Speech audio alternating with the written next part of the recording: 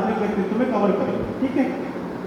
तो आंतरिक व्यक्तित्व इंटरनल पर्सनालिटी जैसा बाह्य व्यक्तित्व था वैसा ही इंटरनल पर्सनालिटी भी, और ये किससे बनता है? सूक्ष्म शरीर और कारण शरीर, मेंटल बॉडी और स्पिरिचुअल बॉडी। और स्वास्थ्य की परिभाषा क्या दिया वो यहाँ पे लिखा है, क्या लिखा है पढ़िए बोलो। जो व्यक्ति शारीरिक, मानसिक, सामाजिक एवं आध्यात्मिक रूप से स्वस्थ होता है वही व्यक्ति स्वस्थ है। पहले केवल 3 ही चीज शामिल थी स्वास्थ्य की परिभाषा में, वो थी शारीरिक, मानसिक और सामाजिक। लेकिन WHO ने ये समझा, वर्ल्ड हेल्थ ऑर्गेनाइजेशन ने, कि वो व्यक्ति जब तक स्पिरिचुअल रूप से भी स्वस्थ नहीं होगा वो स्वस्थ नहीं कहलाएगा। तो इसीलिए स्पिरिचुअलिटी को इसमें जोड़ा गया है। और स्पिरिचुअलिटी और कुछ नहीं है, वो क्या है? हमारा विचार शरीर और भावना शरीर, हमारा सूक्ष्म शरीर, ठीक है, हमारा आंतरिक व्यक्तित्व है। तो आंतरिक व्यक्तित्व को अच्छा करना है तो हमारे विचारों को अच्छा करना है, हमारे चिंतन को अच्छा करना है। जैसा भैया जी ने जो क्वेश्चन पूछा था तो उसके लिए क्या करना है? तो हमको ये करना है, क्या? स्वाध्याय करना है ना, अच्छी पुस्तकों का पठन पाठन करना है, श्रेष्ठ साहित्य को पढ़ना है, स्वाध्याय करना है, चिंतन मनन करना है। और स्वाध्याय क्यों करना है ये कल मैंने बताया था कि अगर हम किसी कोयले की खान से निकल के आ रहे हैं, हमारा पूरा शरीर गंदा हो गया है, हमारे चेहरे पे पूरी मलिनता छा गई है, तो हम क्या करेंगे? क्या करेंगे? अपने आप को धोएंगे, ठीक है। दूसरा एक एग्जांपल लेता हूँ कि आपके पास में एक आईना है, ठीक है, जिस आईने में आपको चेहरा देखना है, उस आईने में बहुत सारा धूल लगा हुआ है। तो अगर आपको अपने चेहरे को देखना है तो क्या करोगे? आईने को साफ करोगे।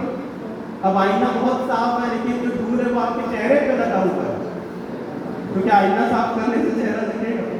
अब किसको साफ करोगे? अब चेहरे को साफ करो। तो ऐसा ही आपके अंदर, आपके मस्तिष्क में, आपके मन में जब मलिनता भरी है, जब गंदे विचार भरे हैं, तो विचारों को साफ करना है तो आपको किसको साफ करना पड़ेगा? आपके मन को साफ करना। वो मन साफ कैसे होगा? पानी डालने से तो नहीं होगा।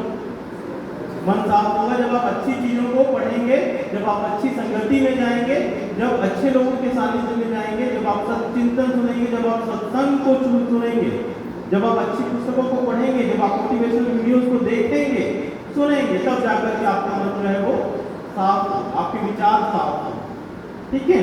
तो इसलिए आपको स्वाध्याय करना पड़ेगा, पुस्तकों से दोस्ती करनी पड़ेगी, श्रेष्ठ साहित्य का पठन पाठन करना पड़ेगा, और उसके बाद आपको स्वावलंबी बनना पड़ेगा, जो हमने सबसे शुरू में बताया कि बच्चों को अगर अपने आंतरिक व्यक्तित्व को अच्छा बनाना है, अपने व्यक्तित्व को दिखाना है कि मैं बहुत कॉन्फिडेंट बच्चा हूँ, मैं बहुत कॉन्फिडेंट युवा हूँ, तो आपको सबसे पहला काम अपने पैरों पे खड़ा होना है। स्वावलंबी की 2 परिभाषा हमने बताई थी कि एक स्वावलंबी युवा वो है जो खुद पैसे कमाने लग जाता है, और दूसरा स्वावलंबी वो भी है जो अपने काम खुद करता है, अपने घर के सारे काम, अपने काम वो खुद करता है, किसी पे डिपेंडेंट नहीं रहता। इसकी छोटी सी स्टोरी है, उसको मैं आपके साथ शेयर करता हूँ कि कैसे स्वावलंबन हमारे जीवन में फायदा कर सकता है ना। एक छोटा सा बच्चा रहता है, उस बच्चे को उसके मम्मी पापा हर छोटे छोटे काम के लिए टोकते थे कि बेटा ये डस्ट है, इसको ले जाकर के डस्टबिन में डाल दो, सुबह उठे हो अपना जो चादर है उसको व्यवस्थित करके रखो, अपने तकिए को व्यवस्थित करो, अपने कपड़े को सही जगह पे ले जा करके रखो, खाने के बाद अपने बर्तन को सही जगह पे ले जा करके रखो। तो हर छोटी छोटी चीज़ के लिए उसके मम्मी पापा उसको टोकते थे। अब वो बच्चा बहुत इरिटेट होता है कि यार मेरे मम्मी पापा कैसे जब देखो तो मेरे से काम करवाते रहते हैं। वो इरिटेट होता है लेकिन काम करना पड़ता है। धीरे धीरे करके वो बच्चा बड़ा होता है, वो इरिटेट होता है, लेकिन जितने काम उससे करवाए जा रहे थे उसके मम्मी पापा के द्वारा, वो उसकी क्या बन जाती है? अब क्या बन जाती है? आदत बन जाती है। मैंने कहा था कि किसी भी काम को आप 21 दिन तक अगर लगातार करोगे तो वो आपकी आदत बन जाएगी। तो ये अब उसकी आदत में शामिल हो गया, वो बच्चा बड़ा हो गया, उसने इंजीनियरिंग पास कर ली और वो एक इंटरव्यू में शामिल होने के लिए गया। जब वो इंटरव्यू में शामिल होने के लिए गया तो वहां पे उसने देखा कि जैसे ही वो इंटरव्यू के लिए रूम में प्रवेश करने वाला है, उसके पहले देखता है कि डस्टबिन बिखरा पड़ा है। वो देखता है डस्टबिन से बहुत सारे कचड़े बाहर बिखरे पड़े हैं। वो क्या करता है? सबसे पहले कचड़े लोग को डस्टबिन में सोचता नहीं, वो ऑटोमेटिकली उसकी आदत में जाकर के व्यवस्थित कर देता है।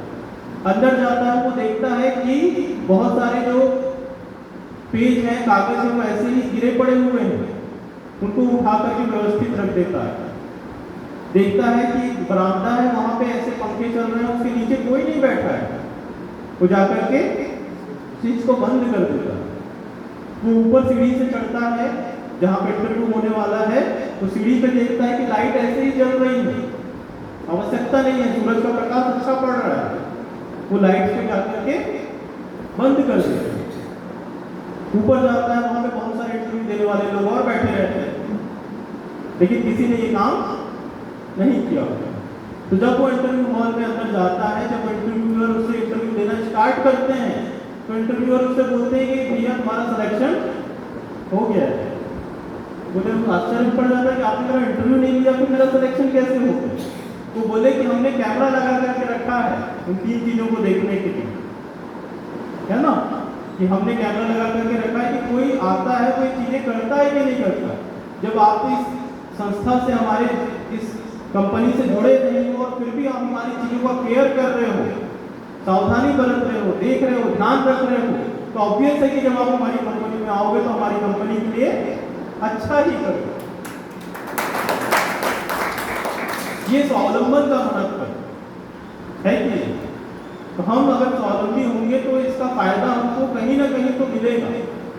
तो इसका प्रभाव हमको बच्चों को बताना है कि स्वावलंबी होने से ये फायदा होगा आपको। और स्वावलंबन का एक एग्जाम्पल हम लोग यहाँ फिर से एक बार करके देखेंगे एक वॉलंटियर के साथ में, ठीक है।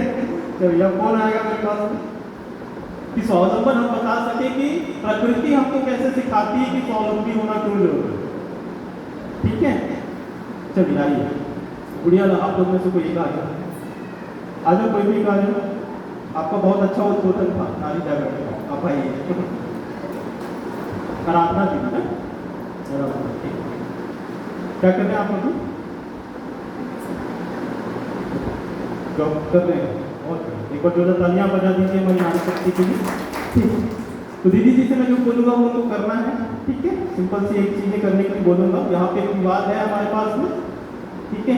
उस दीवार पे क्या करना है, आराधना आपको अपने बाएं हाथ को और बाएं पैर को चिपका करके खड़े हो जाना है। बाएं हाथ और बाएं पैर को चिपका करके खड़े हो जाना, ठीक है।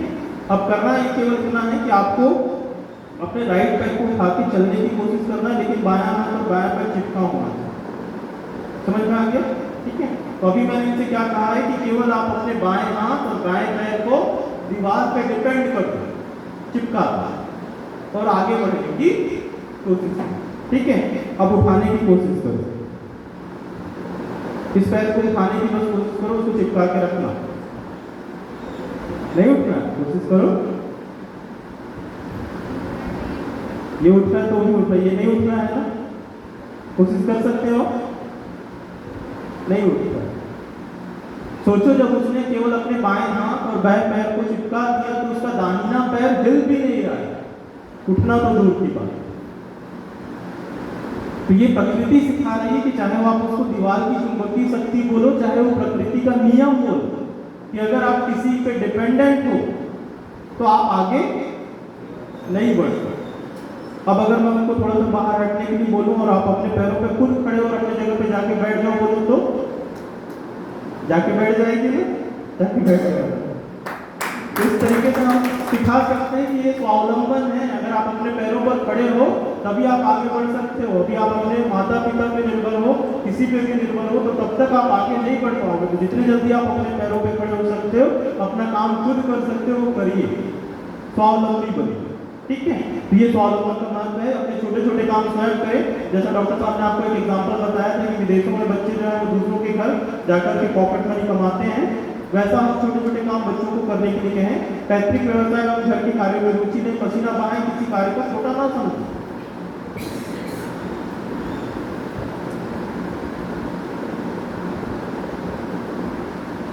इसके बाद कुसंगति से बचें। बच्चों के लिए सबसे ज़्यादा इंपॉर्टेंट है कि अपनी संगति अच्छी बना करके रखें। ज़्यादा इस टॉपिक पे बोलने की जरूरत नहीं है कि सोच समझ कर मित्रता करें। हमारा जो फ्रेंड सर्कल है वही हमको सबसे ज़्यादा डाइवर्ट करता है अपने लक्ष्य की तरफ। 2 मित्र होते हैं, अगर मित्र हमारी तरह है, हमारी सोच की तरह है, तो हम दोनों एक लक्ष्य पे पहुँच पाएंगे। लेकिन अगर मेरा मित्र ऐसा है जो किसी और लक्ष्य की तरफ जा रहा है, उसको दूसरी चीजें पसंद है और मेरा लक्ष्य डॉक्टर बनना है, इंजीनियर बनना है, लेकिन वो मुझे, मेरा मित्र है तो मुझे दूसरी तरफ ले जाएगा, होगा ना ऐसा? तो मित्रता बहुत इंपॉर्टेंट है। तो समझ कर मित्रता करें, मित्र के सद्गुण को ही धारण करें और अच्छी पुस्तकों को अपना मित्र बनाएं। उसके बाद आदर्श बनाने में बहुत सहूलियत बरतें। आज के समय में आदर्श की परिभाषा युवाओं ने चेंज करके रखी हुई है। आदर्श उसको मानते हैं जो टीवी पे दिख रहा है, आदर्श उसको मानते हैं जो सोशल मीडिया में बड़े बड़े लंबे बाल बना करके घूम रहा है, जो एकदम कट मार के घूम रहा है ना? तो ऐसे युवाओं को आदर्श नहीं बनाना है। आदर्श उनको बनाना है जो वास्तव में आदर्श हैं। क्यों? क्योंकि हमने ये किया हुआ है, बचपन में हम सब बनते थे। फैंसी ड्रेस कॉम्पिटिशन में बच्चे पार्टिसिपेट करते हैं ना, उनके माता पिता उनको क्या बना करके भेजते थे फैंसी ड्रेस में? कोई उसको लादेन बना करके तो नहीं भेजेगा, उसामा बिन लादेन नहीं भेजेगा, ठीक है? क्या बना करके भेजते थे उनको स्वामी विवेकानंद जी बना करके भेजते हैं, उनको महात्मा गांधी बना करके भेजते हैं, उनको भगत सिंह बना करके भेजते हैं, रानी लक्ष्मीबाई बना करके भेजते हैं, सरोजनी नायडू बनाते हैं, डॉक्टर एपीजे अब्दुल कलाम बनाते हैं, ये बनाते हैं ना? तो जब हम बड़े होते हैं तो क्यों नहीं मानते इनको आदर्श? क्यों नहीं पढ़ते उनकी जीवनियां? क्यों नहीं पढ़ते इनके जीवन के कहानियों को, इनके जीवन के संघर्ष को? हम भूल जाते हैं कि ये आदर्श क्यों थे। हमारे माँ बाप ने हमको ये आदर्श का चोला क्यों पहनाया, ठीक है ना? तो हम इसको ध्यान रखें कि हमको आदर्श इनको मानना है जो वास्तव में आदर्श हैं, जो जीवन में कुछ समाज के लिए करके गए हैं, वो आदर्श है, ठीक है? तो उनके जैसा बनने की कोशिश करना, उनके गुणों को अपनाना है, ये आदर्श बनना है। और संवेदनशील बने। संवेदनशील बने किसके प्रति? प्रकृति के प्रति। प्रकृति से हमको सब कुछ मिल रहा है। प्रकृति को हमने ऐसी स्थिति में पहुंचा करके रखा है कि उसका परिणाम हम भुगत रहे हैं, है ना? चाहे आप उसको ग्लोबल वार्मिंग बोलिए, चाहे वो कोरोना जैसे डिसीज बोलिए, चाहे कोई भी बाढ़ या प्रलय जो भी आ रहा है उसको बोलिए, तो सब हम हमारे काम के कारण ही प्रकृति हमको ऐसा स्वरूप अब दे रही है। तो हम क्यों इस प्रकृति के प्रति इतने संवेदनशील नहीं हैं?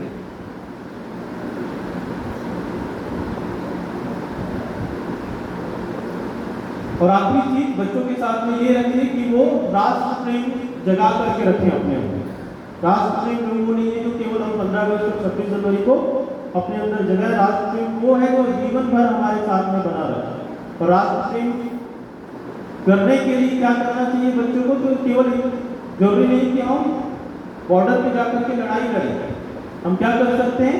हम हरितमा संवर्धन, हम छोटे छोटे पौधे लगा करके अपने प्रकृति को, अपने देश की रक्षा, अपने देश को आगे बढ़ा सकते हैं।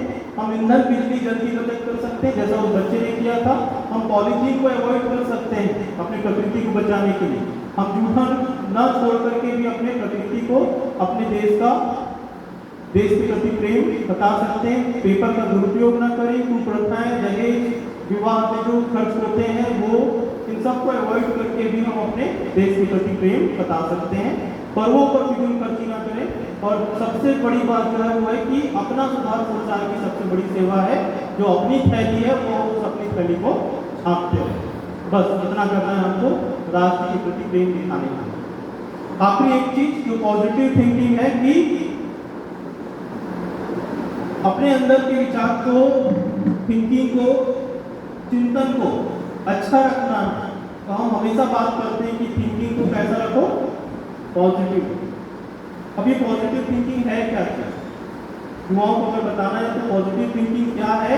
तो पॉजिटिव थिंकिंग वो है कि आपके जीवन में कैसी भी परिस्थिति आए, आज दिन है तो कल रात भी होगी, है ना?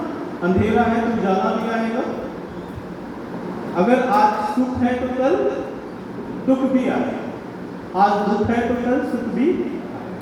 तो ये परिस्थितियां आनी ही, तो इन परिस्थितियों को एक्सेप्ट करना और फिर आगे बढ़ना, यही क्या है? पॉजिटिव। आप जो गिलास को आधा भरा देखो वो भी पॉजिटिव है। आप गिलास में आधा भरा पानी देखो और आधा हवा देखो वो भी पॉजिटिव है ना? एक जैसे आपको एक एग्जांपल दूं, आप एक रास्ते पे जा रहे हो, उस रास्ते में आपको दो मूर्तियां मिलती है, एक मूर्ति राम की है और एक मूर्ति रावण की है। जो दोनों मूर्तियां जो है वो लकड़ी की बनी है। ठीक है, अब आपको कोई एक मूर्ति उठानी है, आप कौन सी मूर्ति उठाओगे? राम की मूर्ति उठाओगे, है ना? क्योंकि आपको पता है कि राम के अंदर अच्छाइयाँ थी और रावण के अंदर बुराई थी। अब आप फिर से उस रास्ते पे जाते हो, आपको फिर से दो मूर्तियां मिलती है, एक मूर्ति राम की है, दूसरी मूर्ति रावण की है। जो राम की मूर्ति है वो लकड़ी की है, जो रावण की मूर्ति है वो सोने की है। अब आपको एक मूर्ति उठानी है, अब कौन सी मूर्ति उठाओगे? सोच में पड़ गया भले मेरे सामने आप नाम बोलते, मैं जब नहीं रहूंगा तो रावण की मूर्ति उठाओगे, है ना? ऐसा होगा। तो ये राम और रावण की कहानी, ये मूर्ति की कहानी किसी और की कहानी नहीं है, वो हमारे जीवन की कहानी है। जब हम जीवन में किसी लक्ष्य पे आगे बढ़ते हैं तो हमारे सामने ऐसे ही दो रास्ते आते हैं, एक राम का रास्ता आता है, एक रावण का रास्ता आता है। उन दो रास्तों में कौन सा रास्ता अच्छा है उसको चुनना, वो पॉजिटिव थिंकिंग, और बुरे रास्ते को छोड़ देना वो पॉजिटिव। ठीक है, तो इस तरीके से हम बच्चों को बताएं कि पॉजिटिव थिंकिंग क्या है। तो वो संघर्ष है, और इसके पीछे कहानी मैं आपको इसकी सुनाऊंगा, इसकी कहानी कि संघर्ष के बिना जीवन में कुछ नहीं मिलता। कौन है ये? कितने लोग जानते हैं इसको? इनको कितने लोग जानते हैं?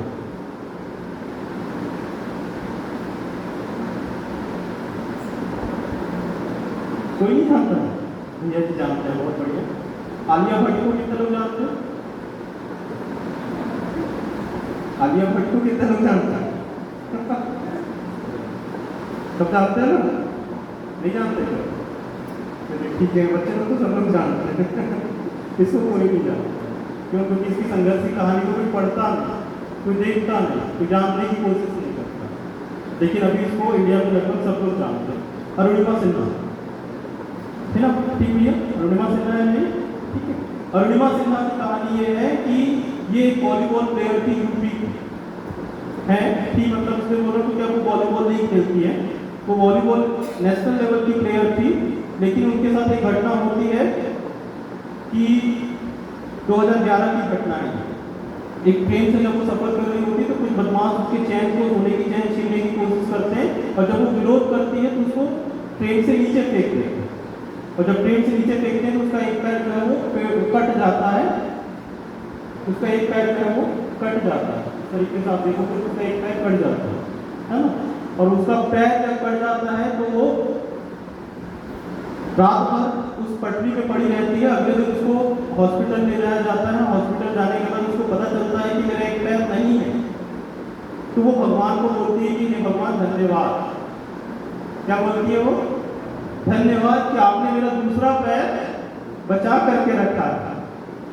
हम होते तो हम सोचते कि हे भगवान तुमने मेरे साथ क्या कर दिया, क्यों मैं वॉलीबॉल कैसे खेलूंगी। उसने कहा कि भगवान धन्यवाद कि आपने मुझे जीवन वापस दिया है, जिंदगी वापस दी, मेरा एक पैर आपने सही सलामत रखा है, और इस एक पैर के दम पे मैं इसकी चढ़ाई करके बताऊंगी माउंट एवरेस्ट की पढ़ाई। तो उसने अपने लक्ष्य को उस दिन चेंज किया कि अब मैं वॉलीबॉल नहीं खेल सकती, मैं वॉलीबॉल नहीं खेलूंगी, लेकिन लोगों को बताना पड़ेगा कि मेरा जीवन व्यर्थ नहीं है। उसने अपना लक्ष्य रखा कि मैं माउंट एवरेस्ट की चढ़ाई करके दिखाऊंगा। और जैसे ही वो हॉस्पिटल से निकली, थोड़ा सा स्टार्ट किया उसने चलना, तो वो अपने घर नहीं गई। वो किसके पास गई? बछेंद्री पाल के पास, जो हमारे सबसे पहली वुमेन माउंटेनिस्ट है हमारे इंडिया की। उसके पास में गई, उसने उससे ट्रेनिंग लिया। जब बछेंद्री पाल ने उसको देखा ऊपर से नीचे तक, उसने कहा कि बेटा तुम माउंट एवरेस्ट की चढ़ाई चढ़ चुकी हो। जब तुमने ऐसी कंडीशन में सोच लिया कि तुम माउंट एवरेस्ट चढ़ना चाहते हो, इसका मतलब तुम चढ़ चुकी हो, अब केवल उसको पाना बाकी है। अब उसके बाद उसकी ट्रेनिंग स्टार्ट होती है। 2 साल वो रिग्रेस ट्रेनिंग करती है बछेंद्री पाल के अंदर में, और वो सबसे पहली भारत की महिला बनती है, विकलांग महिला बनती है, जिसने माउंट एवरेस्ट की चढ़ाई की केवल 2 साल के अंदर। 2013 में वो, आप खोल करके देखिएगा कि अपने एक्सीडेंट के 2 साल के 1 महीने पहले वो माउंट एवरेस्ट की चढ़ाई। तो सोचिए हम क्या नहीं कर सकते। है ना। आपको एक वीडियो मैं इसके बाद दिखाऊंगा जो शायद इससे भी ज़्यादा प्रेरणादायी हो, सर्वदेवा सिन्हा से भी ज़्यादा प्रेरणादायी। ठीक है, तो हम इसको देखेंगे। तो ये संघर्ष की कहानी, ये बिना संघर्ष के कुछ नहीं मिलता। हम अगर चाहेंगे कि हमने सुन लिया और हम आगे नहीं बढ़ेंगे, युवाओं तक नहीं पहुंचेंगे, तो कुछ नहीं करेंगे। हम अगर ये जान लिए कि हम आगे हमारे पास लक्ष्य है, उसको पाने के लिए संघर्ष नहीं करना चाहते, तो हम उस लक्ष्य तक नहीं पहुंच सकते। तो बिना संघर्ष के कुछ नहीं मिलता। और इनको पद्मश्री भी मिला और इन्होंने अपने केवल एक माउंट एवरेस्ट की चढ़ाई नहीं करी, इन्होंने 7 जो माउंटेन है उनकी भी चढ़ाई करी और अभी इनको पद्मश्री मिला है हमारे भारत देश में। ठीक है, तो ये बहुत सम्मान की बात है। और एक मोमबत्ती का एग्जाम्पल लास्ट में आपके साथ प्रैक्टिकल करके दिखा रहा हूँ कि पॉजिटिव थिंकिंग को आप किससे बता सकते हो, तो एक मोमबत्ती का एग्जाम्पल लेके बता सकते हो। ठीक है, कि जैसा मोमबत्ती वहां पे जल रहा है वैसा ही मोमबत्ती,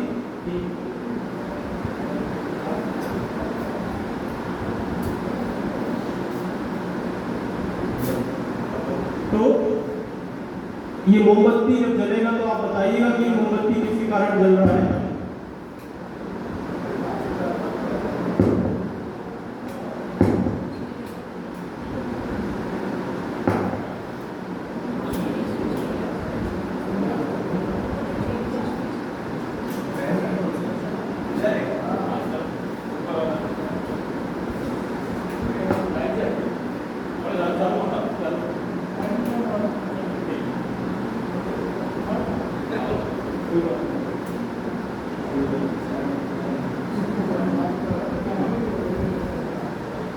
ये मोमबत्ती को मान के चलिए कि हमारे विचार हैं, ये युवा के विचार हैं। जब तक उसके अंदर के विचार पॉजिटिव हैं तब तक ये जल रहा है। ठीक है, तो मोमबत्ती किसी कारण जल रही है, किस चीज से जल रही है? हाँ, ऑक्सीजन से जल रही है और मोम से जल रही है। अपनी मोम के कारण ये जल रही, मोम हटा दो तो जलेगा क्या? नहीं जलेगा। तो ये विचार, ये मोमबत्ती तब तक जल रही है जब तक इसके अंदर के विचार अच्छे हैं, जब तक ये पॉजिटिव थिंकिंग के साथ अपने जीवन में आगे बढ़ है ना। और ये खुद प्रकाशित हो रहा है और दूसरों को भी प्रकाशित कर रहा है जब तक ये इसके अंदर के विचार अच्छे हैं। अगर मैं इस मोमबत्ती को उल्टा कर दूं, या आप ये कहें कि मेरे अंदर के विचार उल्टे हो गए, मेरे अंदर की थिंकिंग निगेटिव हो गई, तो क्या होगा इसको हम देखते हैं। मोमबत्ती को केवल मैं उल्टा करता हूं, इसको किसने बुझाया? खुद मोम ने गिर करके इसको बुझाया। तो अगर हमारी थिंकिंग निगेटिव होती है, हम संघर्ष नहीं कर पा रहे, तो हमको नीचे गिराने वाला और कोई नहीं होता है, हम खुद होते हैं। मैं आपको कितना भी लेक्चर यहाँ पर दे दूँ, मैं कितने भी 2 घंटे, 2 दिन, 2 दिन, 2 हफ्ते का शिविर मैं कर दूँ, लेकिन अगर आप नहीं करना चाहते हैं तो कोई आपको नहीं करवा सकता। आप आगे नहीं बढ़ना चाहते हैं तो कोई आपको आगे नहीं बढ़ा सकता, है ना। अगर युवा अपने लक्ष्य को नहीं पाना चाहता तो कोई, हम कितना भी कर ले, हम उसको दिशा दे सकते हैं, हम उसको निर्देश दे सकते हैं, लेकिन वो करना ना चाहे तो आगे नहीं बढ़ सकता। तो गुरुदेव ने एक बहुत अच्छा वाक्य लास्ट में कहा है अपने व्यक्तित्व परिष्कार के लिए कि मनुष्य अपने भाग्य का निर्माता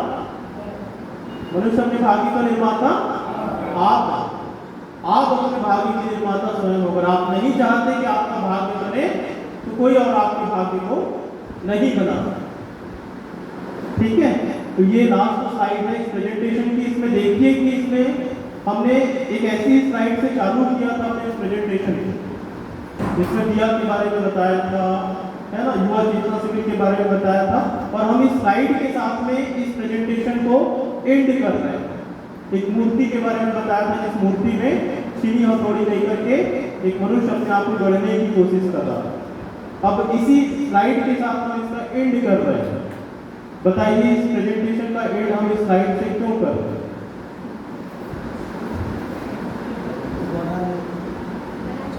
अब मूर्ति को लगभग बना लिया है उसने। ठीक है, एक आंसर मिल गया और थोड़ा सा बाकी है। व्यक्तित्व परिष्कार एक निरंतर चलने वाली प्रक्रिया है। आप बोलोगे कि मैंने अपने व्यक्तित्व को परिष्कृत कर लिया, वो गलत बात है। मैं खुद अपने व्यक्तित्व को अभी भी परिष्कृत कर रहा हूँ। मैं जब यहाँ आया तो कुछ